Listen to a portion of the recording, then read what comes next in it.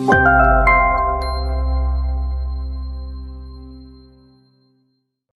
billahi minasyaitonir rajim. Bismillahirrahmanirrahim. Rabbi shrah li sadri wa yassir li amri wahlul 'uqdatam min lisani yafqahu qawli. Rabbana zidna ilman warzuqna fahman birahmatika ya arhamar rahimin. Subhanaka la ilma lana illa ma 'allamtana innaka antal alimul hakim. Bismillahirrahmanirrahim. Assalamualaikum warahmatullahi wabarakatuh. Waalaikumsalam warahmatullahi wabarakatuh. Alhamdulillahi rabbil alamin. Alhamdulillahilladzi khalaqal mauta wal hayata liyabluwakum ayyukum ahsanu amala wa huwal azizul ghafur. Huwallazi anzala sakinata fi qulubil mu'minin liyazdadu imana ma'a imanihim. Segala puji mari teruntuk hanya kepada Allah, sumber segala kebaikan, zat yang paling tahu atau faham tentang diri kita, melebihi kita kenal kepada diri kita masing-masing, dan ia zat yang paling menyayangi kita lebih daripada kita menyayangi diri masing-masing atau ibunda kita menyayangi diri kita. Maka seharusnya menjadi tenanglah sekali lagi kehidupan seorang beriman karena menyadari dirinya sedang diurus atau dijaga oleh zat yang maha mengetahui lagi maha penyayang. Maka salawat salam pun semoga selalu tercurah untuk junjungan kita baginda Rasulullah Muhammad sallallahu alaihi wasallam beserta para keluarganya, sahabatnya, dan mudah-mudahan Allah sanggupkan kita untuk bisa istiqomah mengikuti sunnah-sunnah Rasulullah hingga akhir hayat kita insyaallah. Amin ya rabbal alamin. Insyaallah teman-teman yang dirahmati Allah, baik yang di Zoom maupun ini izin sambil ditayangkan live juga di TikTok dan media sosial lainnya. Semoga jadi manfaat. Semoga Allah menjaga, merahmati, memuliakan kalian semua. Saya tidak bisa balas apa-apa atas waktu dan hadirnya di sini. Semoga Allah yang membalas dengan kebaikan yang jauh lebih besar. Wabil khusus bagi yang telah menyelenggarakan kajian ini dari MCI Mualaf Center Indonesia dan juga Dompet Al-Quran, silakan bagi semuanya mendukung semua dakwah dan kegiatan dari MCI dan Dompet Al-Quran ya, insyaallah. Dan juga ini juga didukung oleh Mualaf TV, tadi diwakili oleh Cak, Masya Allah ya, telah ikut hadir di sini juga. Semoga Allah muliakan semuanya di sini ya, insya Allah. Insya Allah kita ngaji bareng lagi. Di kesempatan kali ini kita lanjutkan pembahasan kitab Al-Hikam. Kita akan mulai dari yang keempat karena pertemuan terakhir sudah sampai yang ketiga.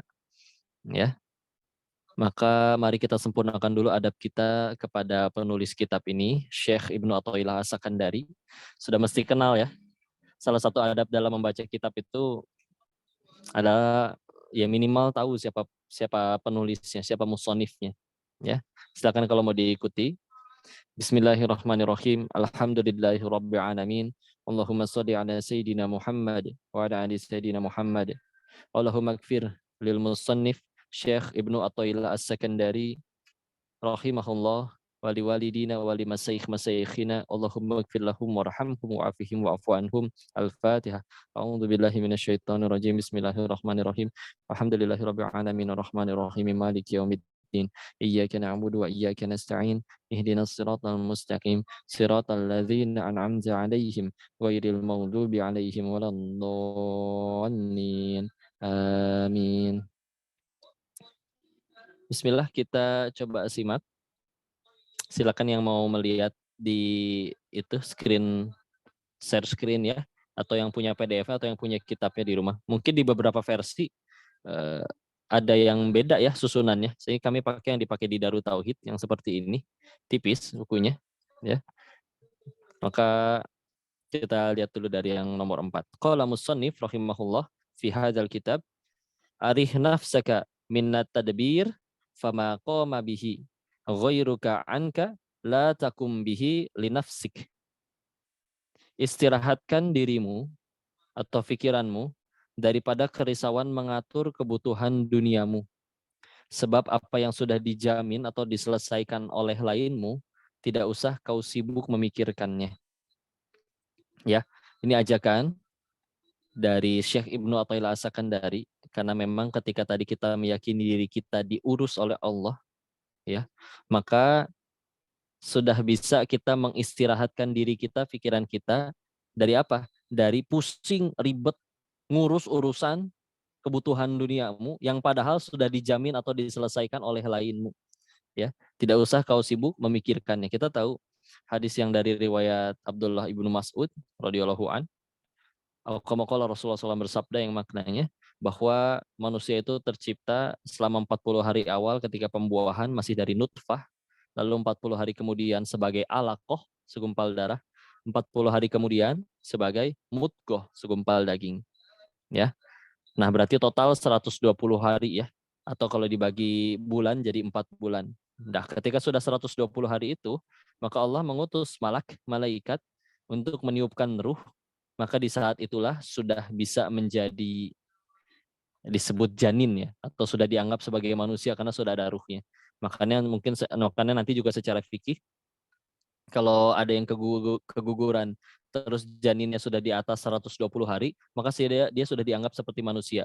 Harus dimandikan, dikafani ya, dan sebagaimana proses manusia dimakamkan. Tapi kalau masih di bawah 120 hari, maka itu tidak diperlakukan seperti itu karena belum ditiupkan ruh, ya. Itu secara fikihnya. Namun di situ ketika ditiupkan ruh termasuk berikut di dalamnya, di situ ditentukan oleh Allah rezekinya, amalnya, ya, takdirnya baik maupun buruknya, dan juga bahagia atau sengsaranya. Izin saya mau bersin dulu. Alhamdulillah. Yahdikumullah wa yuslih balakum. Sunahnya kalau bersin, yang bersin ngucap alhamdulillah, alhamdulillah. Lalu yang mendengar menjawab yarhamukallah kalau laki-laki, kalau perempuan yarhamukillah. Lalu setelah mendengar ada orang menjawab seperti itu, baru kita jawab lagi yahdikumullah. Lengkapnya biasanya yahdikumullah wa yusli balakum. Sunnah dari Nabi ya, insyaallah.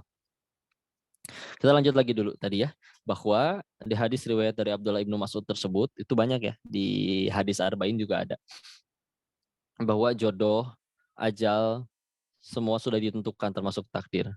Nah, rezeki di sini juga sudah termasuk yang ditentukan. Kenapa? Karena kadang kita yang paling bikin kita risau, sampai punten ya, nungguin ngaji, ninggalin ngaji dan sebagaimana ketika sudah mulai sibuk dengan pekerjaan, maka karena risau untuk ngurusin kebutuhan dunia kita, padahal itu semua sudah dijamin dan diselesaikan oleh lainmu. Dalam artian udah Allah urus ya. Tidak usah kau sibuk memikirkannya. Ya. Mungkin sekalian di hikmah nomor 5 karena ini satu bahasan ya. Saya izin bacakan yang nomor 5-nya ya. Minka dalilun ala intimasil basirati minka. Ya, di kanan atas halaman 15. Minka dalilun ala intimas al-basirati minka. Kerajinanmu untuk mencapai apa-apa yang telah dijamin pasti akan sampai kepadamu, di samping keteledoranmu terhadap kewajiban-kewajiban yang telah diamanatkan atau ditugaskan kepadamu, membuktikan butanya mata hatimu. Ini tegas, Masya Allah ya. Kerajinanmu, gigihnya kamu berusaha setengah mati untuk mengejar sesuatu yang padahal pasti akan sampai kepadamu. Contoh rezeki. Padahal kamu masih teledor menjalani kewajiban-kewajiban yang sudah diamanahkan kepadamu. Itu membuktikan butanya mata hatimu. Kata Syekh Ibnu Athaillah As-Sakandari. Ingat ya, mohon jangan diartikan kita nggak boleh bekerja. Ya, bekerja bagus. Di pertemuan selanjutnya kita juga udah bahas bahwa para sahabat juga pengennya 24 jam di masjid sama Nabi, dampingin Nabi, nabinya sendiri pun tidak 24 jam di masjid. Tapi semua punya ladang pahala yang lain. Ada yang jadi pebisnis seperti Abdurrahman bin Auf, ada yang di medan perang seperti Khalid bin Walid. Tapi selagi niatnya benar-benar untuk menggapai ridho Allah, semuanya tetap bisa nyampe ke surga karena pintu ke surga juga banyak. Ya. Tapi yang diisyaratkan di hikmah nomor 4 dan 5 ini, kita tuh jangan sampai risau, stres, gelisah, nyampe benar-benar meninggalkan sesuatu yang padahal lebih diwajibkan untukmu. Padahal sesuatu yang kita membuat kita meninggalkan itu semua, biasanya rezeki, itu adalah sesuatu yang telah dijamin oleh Allah 50.000 tahun sebelum kita diciptakan. Ya. Itu sudah Allah jamin. Maka juga menjadi ringan orang kalau pengen bersedekah kalau sudah paham konsep ini. Kenapa? Karena sejatinya setiap kali kita sedekah nih, itu bukan kitanya yang dermawan, tapi memang ada rezeki si orang tersebut yang Allah titipin di kantong kita. Mau kita tahan kayak gimana, demi Allah kalau harus nyampe ke orang itu pasti nyampe. Mau kita simpen-simpen kayak gimana, ya. Termasuk kalau misalkan ada bapak-bapak marahin anak-anak di masjid, anak-anak jangan berisik, nggak tahu apa kami mendirikan masjid ini dengan susah payah, itu naudzubillah. Ya. Padahal sebelum 50.000 tahun sebelum si bapak dan si masjid diciptakan, Allah udah menetapkan kelak akan dibangun di masjid di titik itu, di tempat itu. Allah cuma pilih sebagian hambanya menjadi wasilah dibangunkannya. Maka sejatinya setiap kali kita sedekah, melakukan suatu infak dermawan, masya Allah, sejatinya mah itu Allah yang sedang menyalurkan rezeki kepada hamba-hambanya yang lain. Kita cuma dijadikan jalan. Tapi maha baiknya Allah, kita yang cuma dijadikan jalan, diizinkan untuk dapat pahala untuk bekal pulang kepadanya. Tapi gimana caranya? Dengan cara kitanya menghilang. Ya, hilang, bukan saya. Ini bukan dari saya, ini dari Allah. Dipuji bukan saya, memujinya ke Allah. Saya mah hamba, dititipin doang. Kata Allah nggak bisa, nggak bisa. Kata Allah bisa, pasti bisa. Ya, semakin kita menghilang, semakin besar kita mendapat porsi pahala dari sisi Allah. Ya, terus terkait kita nyari ikhtiar rezeki selain tadi niatnya untuk bisa jadi ibadah juga, loh bukannya itu bentuk ikhtiar kok? Apa maksudnya ini jangan ibadah sama sekali, jangan jangan nyari uang sama sekali? Bukan seperti itu juga. Di zamannya Umar bin Khattab radhiyallahu an, pernah kita kutip sedikit, ada seorang pemuda yang 24 jam di masjid ditegur oleh Umar radhiyallahu an.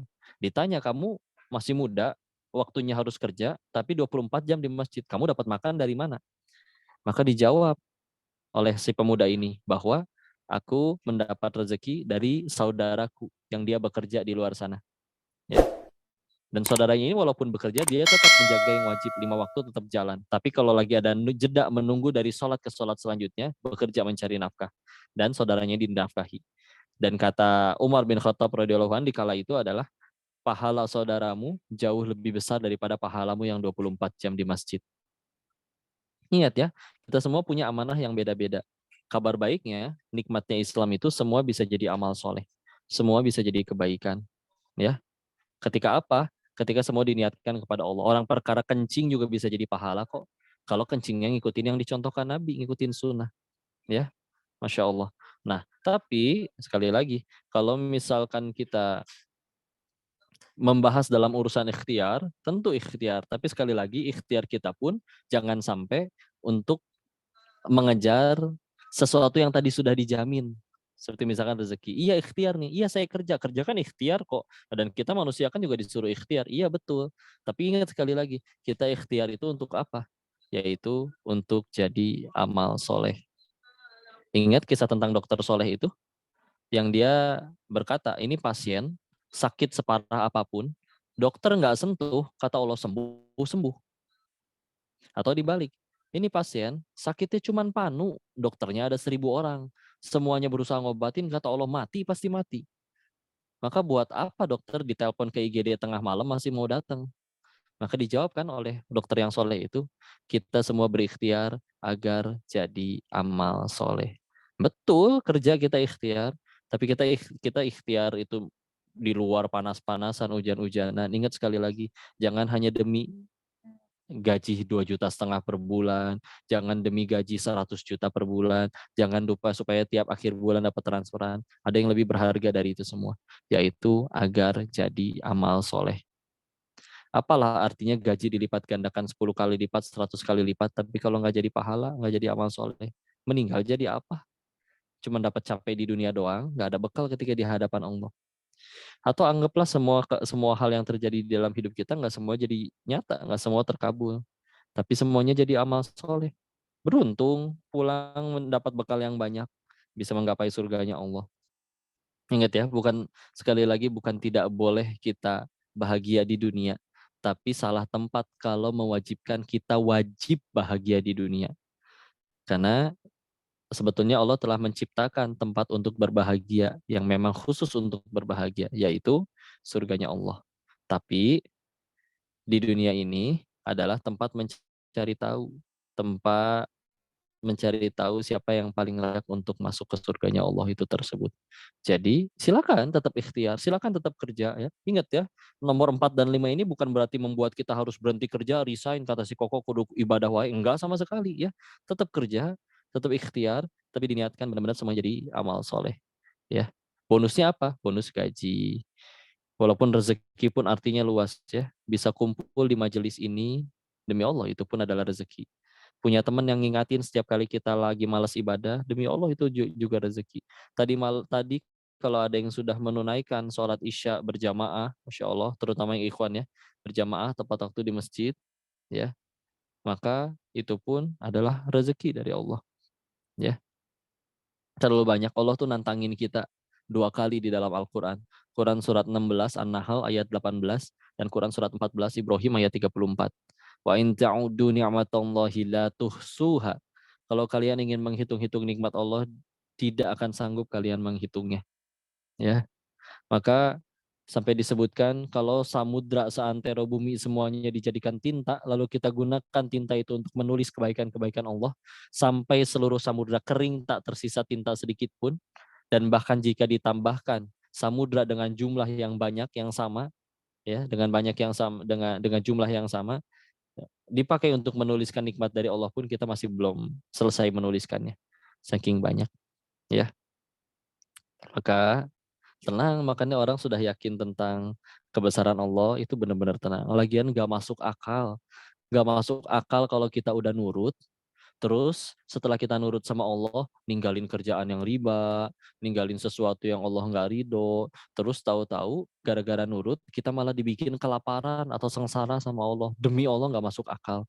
Ya, kalau kita jadi guru aja, anak yang nurut sama anak yang tidak nurut, biasanya kita lebih sayang sama yang nurut. Segitu teh manusia, apalagi Allah, ya. Nggak mungkin hamba udah nurut nih. Ah, sekalian kerjain biar mati kelaparan sekalian. Naudzubillah sampai beneran ada yang meninggal kelaparan pun demi Allah pasti jadi husnul khotimah. Karena meninggalkan sesuatu untuk Allah, ya. Tapi benar-benar nggak masuk akal. Sampai Ali bin Abi Thalib karamallahu wajhah radhiyallahu an pernah berkata, kalau kalau kalau Allah mengabulkan yang aku kalau Allah mengabulkan yang aku pinta, maka aku akan berbahagia 1 kali, ya. Tapi jika Allah tidak mengabulkan yang aku pinta, aku berbahagia 10 kali lipat lebih bahagia. Dari mana datang keyakinan itu? Saking yakin. Mana mungkin Allah yang punya gelar yang maha baik, nyuruh kita melakukan kebaikan, kita udah nurut, kita malah dibikin sengsara. Kok tapi saya setelah berhenti dari tempat perjudian, berhenti dari tempat kerja yang riba, saya beneran tambah lapar, uang saya makin sedikit. Definisi bahagianya yang salah. Ingat, definisi nikmat yang sebenarnya itu, kadang orang menyebutkan nikmat adalah apapun yang jadi nikmat itu adalah orang biasanya ya, bagi beberapa orang nikmat itu adalah ketika keinginan kita terkabul jadi nyata. Padahal kata siapa keinginan kita adalah yang terbaik bagi diri kita. Enggak sama sekali. Ya, definisi nikmat yang tepat adalah apapun yang membuat kita tambah dekat kepada Allah. Meskipun nggak sesuai dengan hawa nafsu kita.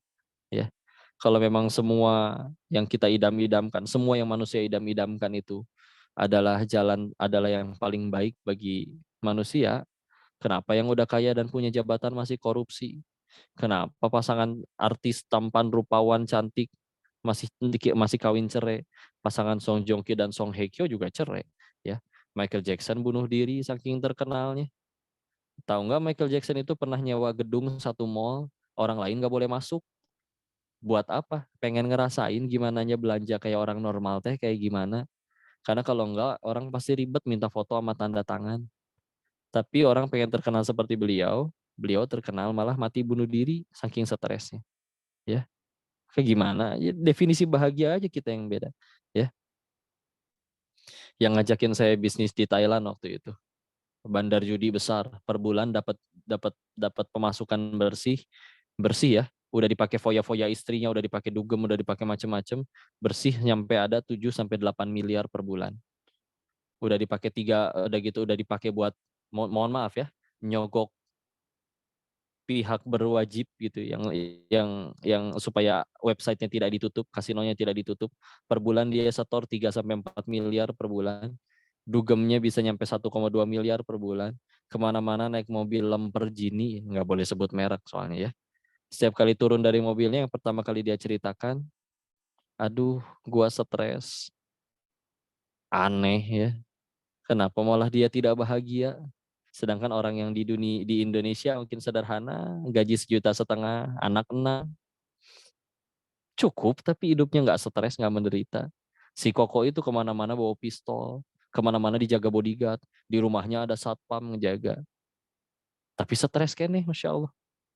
Sedangkan si bapak yang tadi sederhana, pintu rumah kadang waktu tidur juga kebuka, ayam tetangga masuk berak di dalam juga tenang aja. Nggak ada rasa takut-takutnya sama sekali. Masya Allah. Maka tenang ya, sudah dijamin. Jadi bukan berarti tujuannya mesti jadi kaya, populer segala macam. Enggak, yang lebih penting jadi ridhonya Allah. Jadi kebaikan di sisi Allah. Allah nggak ridho walaupun kita dititipi semuanya. Lihat atuh Firaun, kepikiran nggak kenapa sih Allah ngasih contoh di Al-Qur'an teh Firaun? Karena Firaun punya semua urusan dunia dia punya. Hidup 400 tahunan. Kaya iya, raja iya, berkuasa iya, istri soleha pula. Seumur hidup nggak pernah sakit, diriwayatkan bahkan demam tidak pernah, bahkan batuk pun tidak pernah. Sekaya-kayanya orang zaman sekarang belum tentu sekaya Firaun. Tapi apakah jadi kebaikan? Apakah jadi kemuliaan? Enggak. Stres, hina, ya. Nauzubillah. Izin ya yang di live TikTok saya lagi belum bisa jawab pertanyaan dulu, mohon maaf. Ini lagi fokus yang di Zoom dulu, ya. Kita lanjutkan ya. Maka seorang hamba wajib dan harus mengenal kewajiban sebagai hamba, ya. Sedangkan masalah jaminan atau upah itu ada di tangan majikan. Maka tidak usah risau pikirkan perasaan untuk mengatur karena khawatir apa yang telah dijamin itu tidak tiba atau terlambat. Sebab ragu terhadap jaminan Allah itu adalah merupakan punten. Beliau menyebutkan di sini tanda kurangnya iman. Ibarat kayak orang kerja kan, terus dapat upah, dapat gaji. Yang lebih harus dipikirin kan kewajiban beres dulu. Masalah upah urusan si bosnya, ya. Nah, sama kita juga kepada Allah gitu. Kita punya kewajiban, ya. Tapi yang lebih sering kita pikirin, mana nih udah duha nih belum tambah rame toko nih. Mana nih udah tahajud nih belum naik-naik juga jabatan nih, Masya Allah. Bukan itu ya yang harusnya kita ini kan. Karena udah ada yang maha adil yang mengatur itu semua. Ya, apalagi kadang definisi kitanya tentang kebahagiaan itu berbeda, Insya Allah. Izin cerita ya. Ini kisah tentang 15 tentara yang tersesat di pegunungan tinggi Himalaya dalam perjalanan misi tersebut. Mereka kehabisan bekal di daerah pegunungan tinggi tersebut yang pasti dingin dan bersalju, sedang badai pula, ya. Maka mereka sudah kelaparan, sudah kedinginan, akhirnya ketemulah dengan sebuah kayak kedai, warung gitu ya. Kalau di kita mah warkop meren ya, tapi ada kedainya gitu ya. Tapi digembok. Maka izin ke kaptennya ngobrol. Kapten ini gimana? Kita nggak dapat tempat bernaung, kita nggak dapat makanan, ini sih kita bisa mati malam ini kedinginan. Ya. Tapi masalahnya kedai ini digembok. Kita mesti ngapain nih?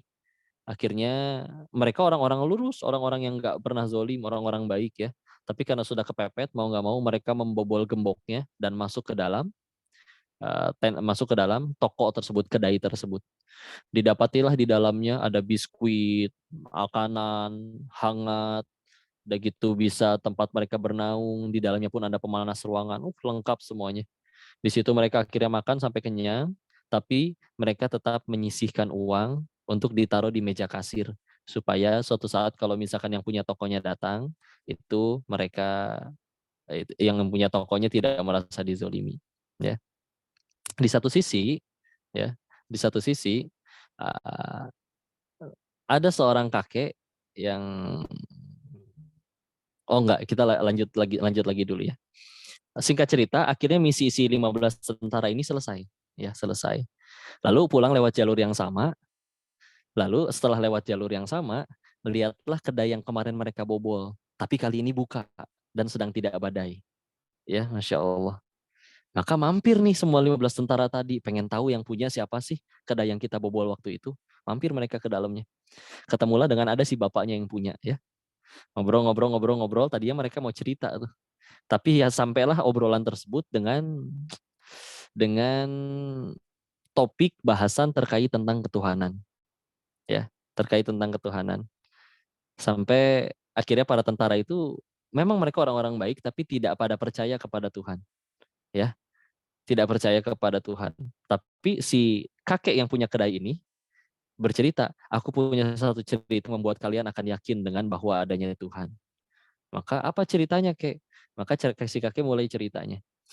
Beberapa bulan lalu ada badai besar, aku nggak bisa jualan, anakku lagi sakit pula, parah. Kalau misalkan ternyata itu tidak dibawa ke rumah sakit malam itu, maka anakku pasti mati dengan penyakitnya. Tapi aku nggak punya duit, uangku habis, nggak ada uang sama sekali. Maka aku bingung, stres mesti minta kemana, pinjam sana sini nggak ada yang bisa bantuin. Maka karena untuk mencari jalan keluar, bingung mesti kemana. Akhirnya cobalah berkunjung ke tokonya. Pas nyampe tokonya, nyampe kedainya, betapa hancur hati si kakek. Begitu melihat, ternyata kedainya pun dibobol orang, gemboknya udah rusak. Dan begitu masuk ke dalamnya, ya agak berantakan dan beberapa makanan sudah hilang. Tapi ternyata di dalam toko yang sudah dibobol tersebut, di dekat meja kasir, aku menemukan uang dengan jumlah yang tepat untuk bisa mengobati putriku. Siapa yang mengatur itu semua kalau bukan yang Maha Kuasa? Siapa yang mengirim orang untuk membobol kedaiku, lalu makan seadanya, lalu meletakkan uang yang cukup? Dan siapa yang membimbing aku bisa untuk mau di tengah badai salju malah mau datang ke kedaiku yang ternyata sudah dibobol orang? Kebetulan macam apa itu? Ya, nggak ada yang kebetulan, semuanya sudah Allah takdirkan. Semua sudah Allah tentukan. Sehingga mendengar kisah itu 15 tentara tadi tercengang, kaget, heran, Masya Allah. Sebelumnya itu si kakek nggak pernah butuh duit nyampe sebegitunya. Dan si tentara itu 15-15-nya juga baru pertama kali ke situ. Tapi Allah aturkan di saat si kakek butuh, Allah kirimkan 15 tentara itu untuk mau datang ke sana, membobol itu semua. Ya, aneh ya, Masya Allah. Kalau masih ada yang percaya bahwa Tuhan itu tidak ada sih, jadi pertanyaan banget sih. Ya, karena terlalu banyak kebesaran-kebesaran Allah yang ada pada ini kita nggak pakai belum belum pakai kisah para nabi atau kisah-kisah di Al-Quran. Ini kejadian kisah nyata. Ya, Insya Allah. Maka jangan khawatir. Allah berfirman di Quran surat ke-10, surat Yunus ayat 107. Wa iyam sasqallahu bidurrin fala kashifa lahu illahu wa yuridka bi khairin fala radda li fadlih yusibu bihi man yasha'u min ibadih.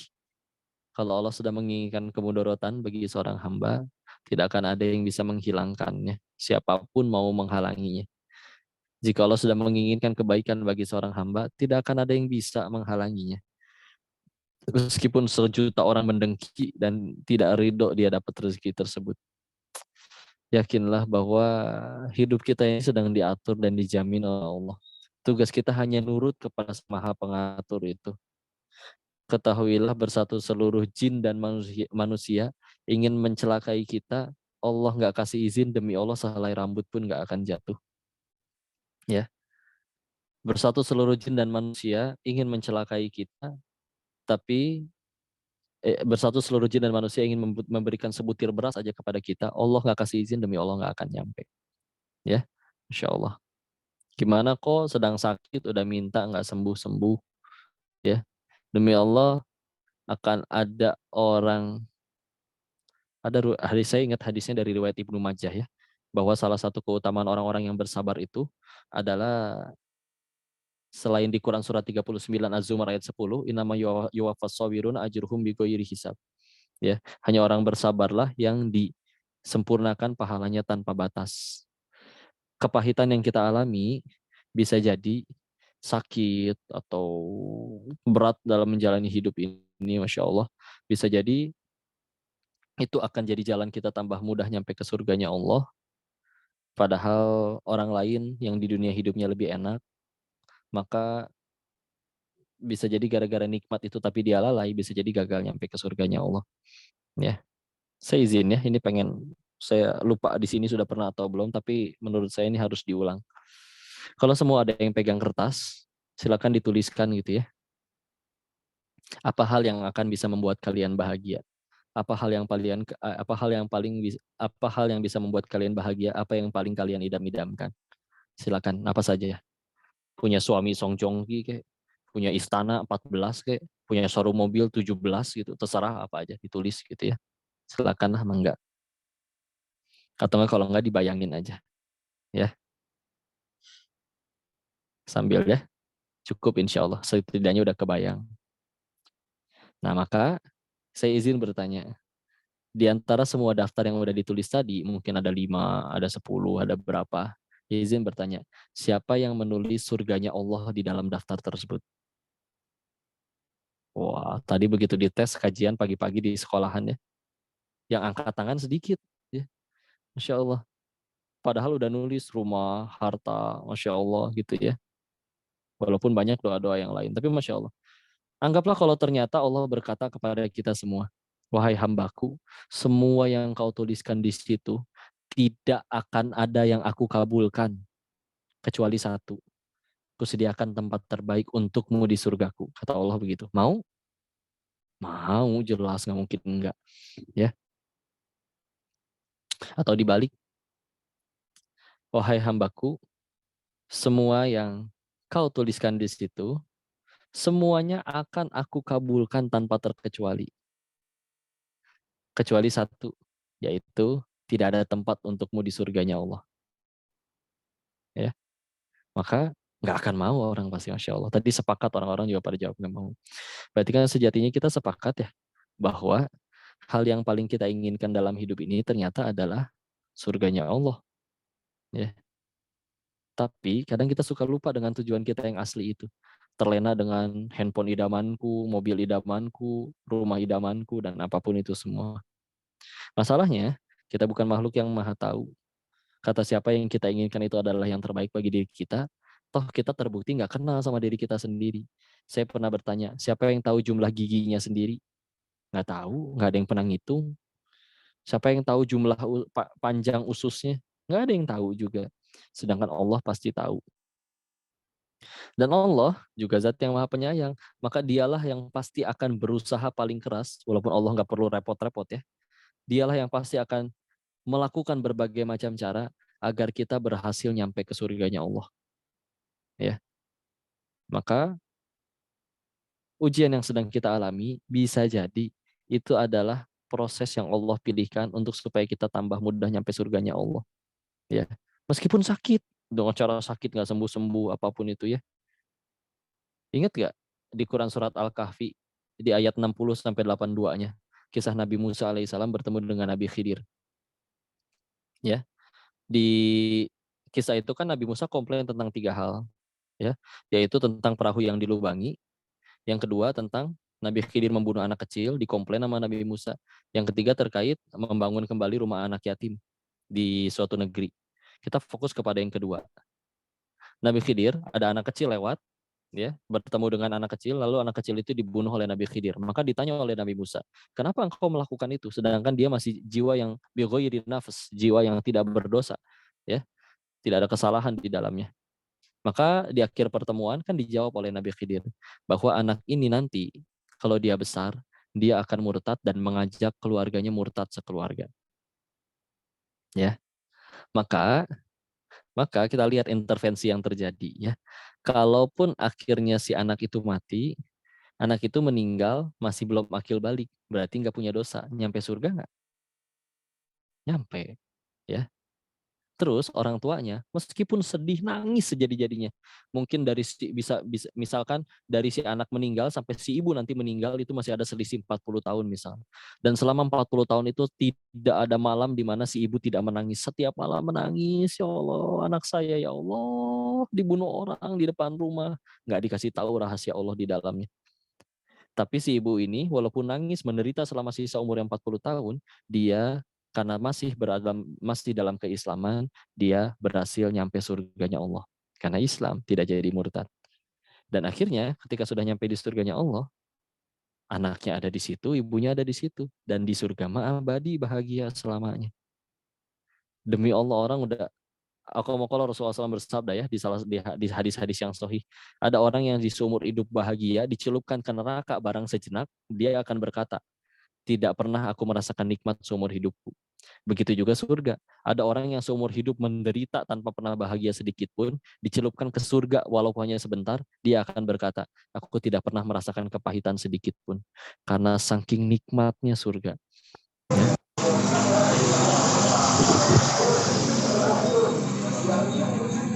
Bentar. Ada bunyi keras. Izin mohon di mute dulu. Terima kasih. Maaf kok. Ya. Ya, kita lanjut lagi dulu. Maka Masya Allah. Aduh, muncul lagi. Keamanan. Ya. Maka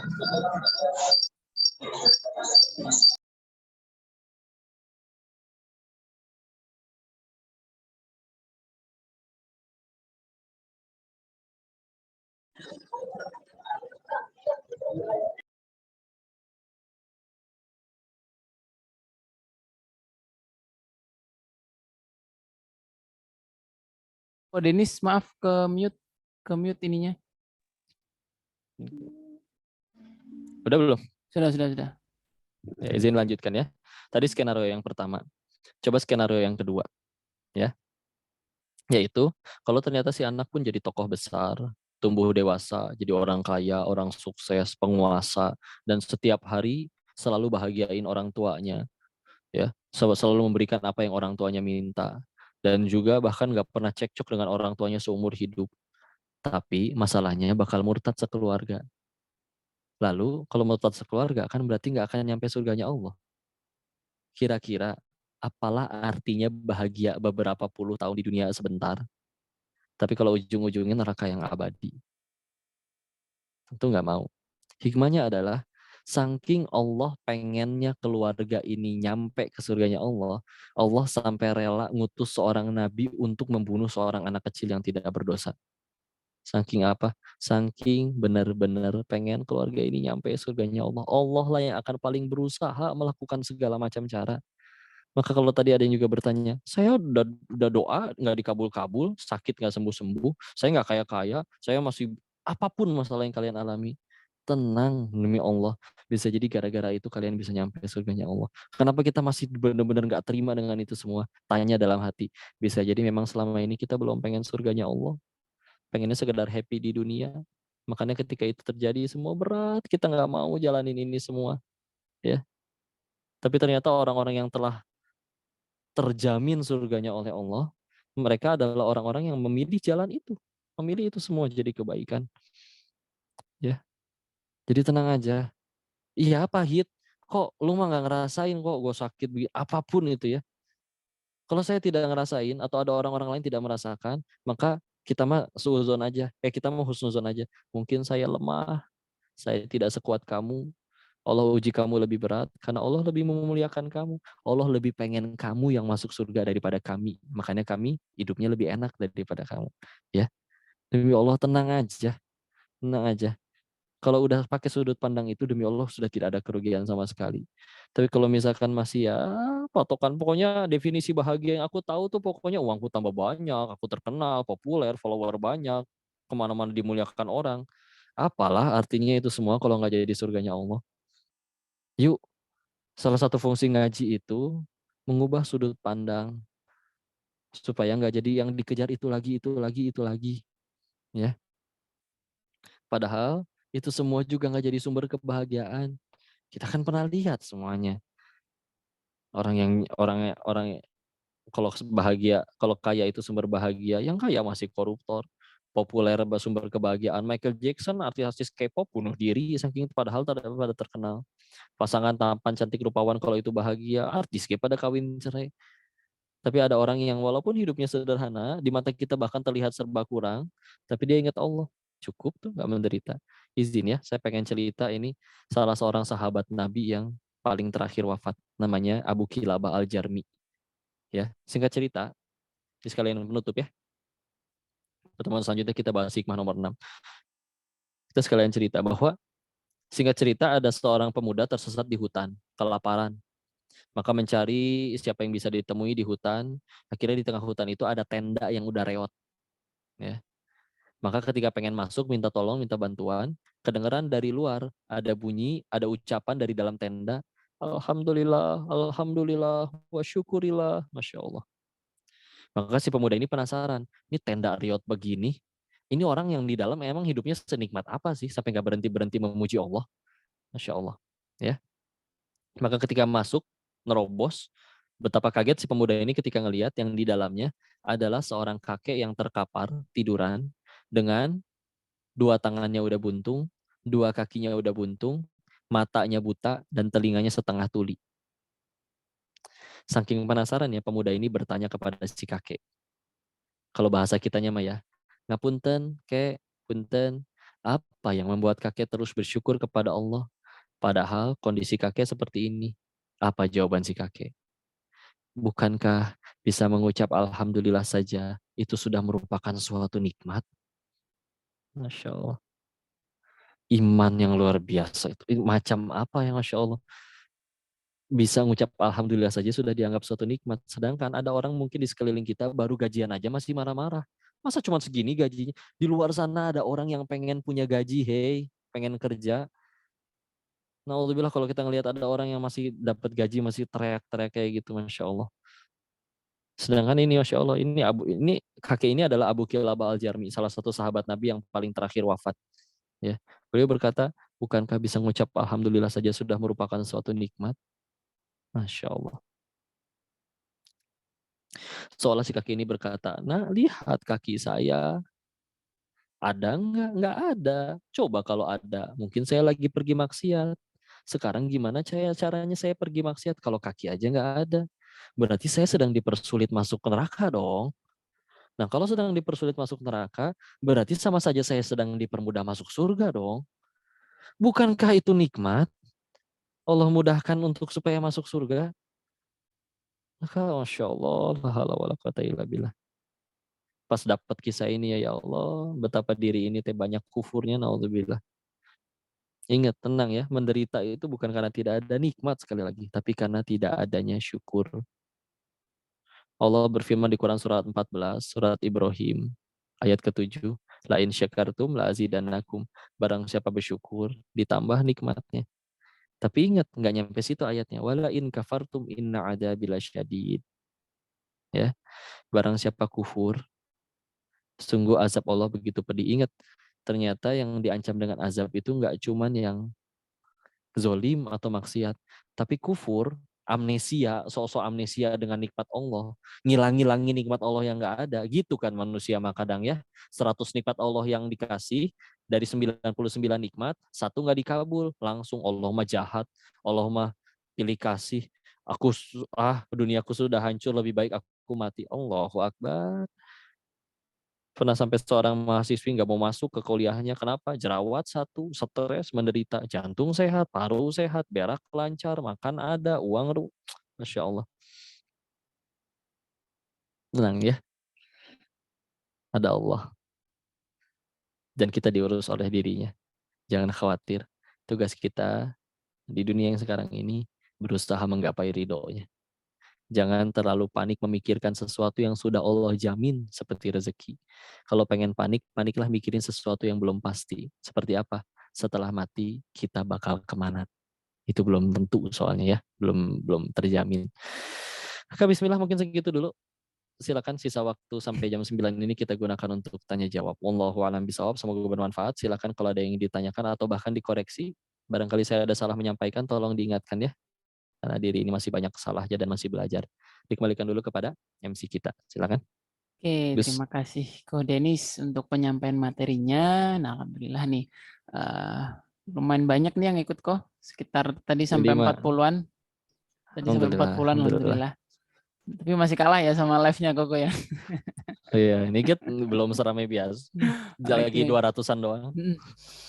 Oke, para pemirsa, Lurusin para kaki dulu. jamaah nih yang hadir, alhamdulillah nih kajiannya tadi sudah disampaikan ya hikmah keempat dan 5 oleh Ko Denis. Saya sampaikan sekali lagi untuk kajian ini terselenggara dari Mu'alaf Center Indonesia Regional Jawa Timur. Nah, dengan support dari Dompet Al-Quran Indonesia. Nah, kami juga mengajak bagi para peserta kajian yang ingin membantu atau berdonasi ke Mu'alaf Center Indonesia, karena memang di sini untuk program dari Mu'alaf Center Jawa Timur khususnya di sini ya, kita melayani program pembinaan, pendampingan dan pemberdayaan mu'alaf, nah khususnya di Jawa Timur. Nah, kalau para jamaah di sini ingin ikut berpartisipasi untuk berdonasi, monggo bisa transfer ke rekening kita. Nah, rekeningnya BSI ya. Nomornya lumayan cantik nih, bisa dilihat di kolom chat. Nah, itu BSI, nomor rekeningnya 8808 008808. Nah, sekali lagi 8808 008808 atas nama Mu'alaf Center Indonesia Jawa Timur. Dan nanti kalau sudah transfer bisa dikonfirmasi ke hotline kita. Nah, itu nomornya 085 559 419 871. Oke, selanjutnya mungkin langsung saja kita buka sesi tanya jawab bagi yang mau bertanya langsung. Nah, monggo bisa di unmute untuk oh ini udah ada yang raise hand, ini ada 2. Tadi siapa dulu nih? Yang mana dulu tadi kok? Kalau Lestari dulu kalau nggak salah. Oh, Kak Lestari dulu.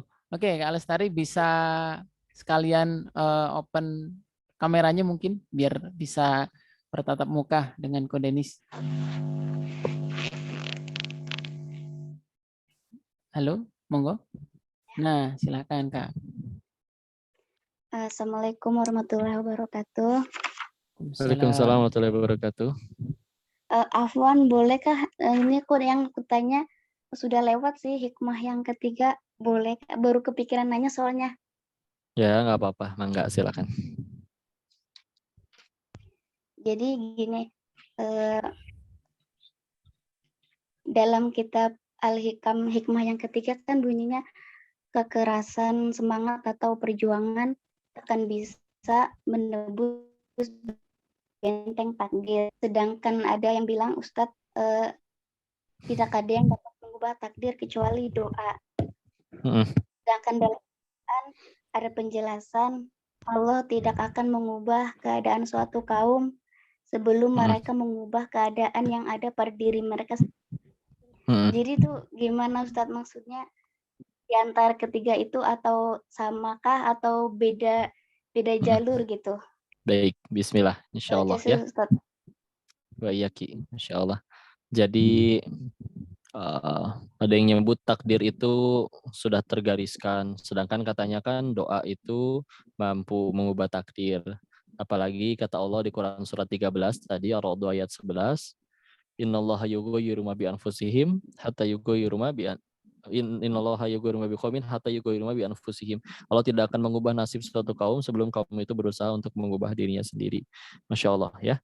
Maka yang kami ketahui sejatinya yang punya hak menentukan takdir itu adalah Allah.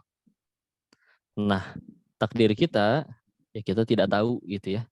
Tidak tahu yang mana takdirnya. Tapi kalaupun ada yang bisa kita lakukan untuk supaya Sang Maha Pengubah takdir atau penentu takdir mau redo atau rela mengubah takdir tersebut kalaupun memang harus dirubah atau bisa jadi memang sudah takdirnya begitu, yaitu adalah salah satunya dari dengan doa ataupun tadi dengan ikhtiar kita merayu Allah, menggapai amal soleh sehingga Allah ridho kepada kita.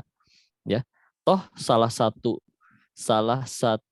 ibrah dari pelajaran dari kenapa takdir itu tidak diketahui, masih dirahasiakan Allah, seperti misalkan kita meninggal kapan dan sebagaimana macamnya, adalah kan supaya kita jadi bisa terus istiqomah.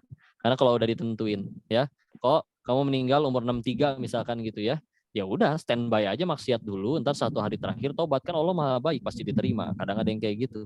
Karena tidak tahu, makanya itu bisa jadi membuat kita terdorong untuk istiqomah. Tapi apa yang disampaikan di hikmah nomor 3 itu adalah, nah memang ini memang salah satu obat untuk urusan orang yang tergila-gila dunia ya. Maksudnya adalah perjuangan kamu sekeras mungkin apapun itu, semuanya itu bukan ada di ikhtiar kamu, tapi adanya di kekuasaan Allah. Karena ada orang yang berkeyakinan banget, apalagi kalau dia tidak percaya ketuhanan, pokoknya kalau saya melakukan ini, saya pasti terkenal ujung-ujungnya. Pokoknya kalau saya melakukan ini, saya ujung-ujungnya pasti kaya. Masalahnya, kaya, terkenal, di apapun itu sudah ada hak Allah yang untuk menentukan kita bakal jadi atau tidak. Ya. Nah, hikmah yang di nomor 3 itu, beliau, Syekh Ibnu Taimiyah As-Sakandari mengajarkan, hey, ada sebagian yang sudah Allah takdirkan yang mau kita usaha kayak gimana juga, tetap nggak akan nyampe. Karena nggak akan nyampe, tetap silahkan kalian ikhtiar. Tapi ikhtiarnya buat apa? Agar jadi amal soleh. Itu yang lebih penting. Karena kalau nggak ada hikmah yang ini, kita fokus akhirnya ikhtiar hanya untuk mencapai tujuan si ikhtiar tersebut. Misalkan kerja, bisnis tujuannya biar kaya. Ya, padahal ada yang lebih penting daripada itu semua. Kerjanya kita, nyari nafkahnya kita, ya kaya itu bonus. Tapi kalau tidak kaya pun yang lebih penting adalah jadi ridha Allah. Jadi kebaikan di sisi Allah, ya. Supaya apa? Kenapa disebut seperti itu oleh Syekh Ibnu Taimiyah? Supaya kita tuh nggak, bahasanya apa ya, ngoyo bang, nggak kekeh kalau orang Sunda mah ya, nggak bersikeras nyampe mati-matian untuk sesuatu yang sebetulnya itu di tangan Allah gitu. Ya, kalau pengen kita bersikeras, maka bersikeras menggapai ridhonya Allah atau pahalanya Allah. Karena itu sesuai dengan kadar amalan kita. Ya, nah kalau misalkan jadi kaya, populer segala macam itu, iya itu bisa kita ikhtiarkan, tapi itu haknya Allah mau ngasih atau enggak, ya. Jadi daripada ngejar sesuatu yang istilahnya belum tentu kesampaian atau tidak, lebih baik kita ngejar sesuatu yang lebih pasti, yaitu kalau beramal soleh ikhlas karena Allah, maka dapat kebaikan di sisi Allah, dapat pahala di sisi Allah. Jadi kira-kira seperti itu kakaknya, ya. Mudah-mudahan bisa menjawab pertanyaannya. Wallahu a'lam bishawab. Syukran ya Ustaz. Barakallahu fiik. Afwan. Oke, terima kasih pertanyaan dan jawabannya dari Kak Eka Lestari ya, dan jawaban dari Ko Denis, alhamdulillah. Nah, satu lagi nih yang lagi raise hand nih dari Padang Sidempuan ya, apa? Padang Sidempuan. Kak Rizka nih. Monggo Kak Rizka bisa unmute untuk pekan kemarin juga nanya ini. Oh iya, pekan kemarin nanya nih Kak Rizka. Aktif nih. Yuk Kak Rizka. Baiklah, sebelumnya terima kasih kepada host kita. Saya ingin bertanya sedikit di sini ya Ustadz, terkait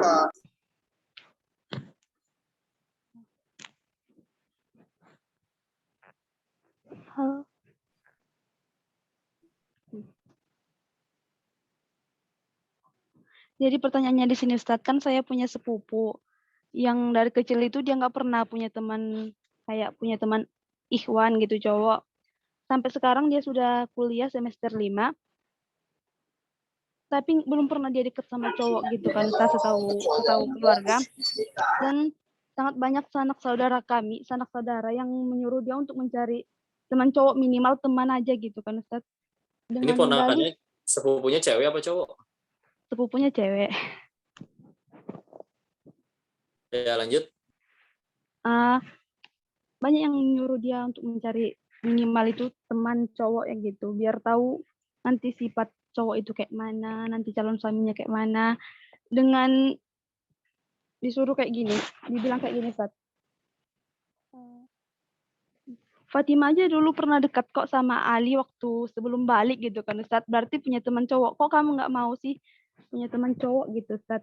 Jadi pertanyaannya di sini Ustaz, dari dia ini Ustaz pertanyaannya, apakah dia harus tetap istiqomah dengan kejombloannya sampai datang jodoh pada saatnya, atau kayak apa sih namanya, anjuran keluarga? Dan ditanya juga sama kawan-kawannya, sama sih jawabannya sama keluarga Ustaz. Afwan. Syukran. Monggo bisa dijawab Ustaz, mungkin curhatnya nih dari Kak Rizka. Hati-hati pakai dalil Fatimah dengan Alinya ya. Yakin gak kisahnya seperti itu? Masya Allah ya. Begini ya. Wanita tuh mulia di sisi Allah. Ya. Maka wajar jika wanita itu sebagaimana seharusnya wanita ya kayak dicontohkan oleh Maryam, terjaga benar-benar ya, nggak ada interaksi dengan istilahnya yang kayak harus dengan ya tadi dibilang untuk kenal, Masya Allah. Toh yang kita cari itu adalah dalam hidup kita kan memang untuk ibadah. Toh ketika akhirnya nanti menjaga dengan benar-benar ta'aruf, ya, dan akhirnya menikah tanpa sempat pacaran dan sebagaimana yang dilarang oleh Islam, yaitu dilarang untuk berpacaran, ya. Dan ternyata dapatnya yang kurang baik juga misalkan kayak gitu.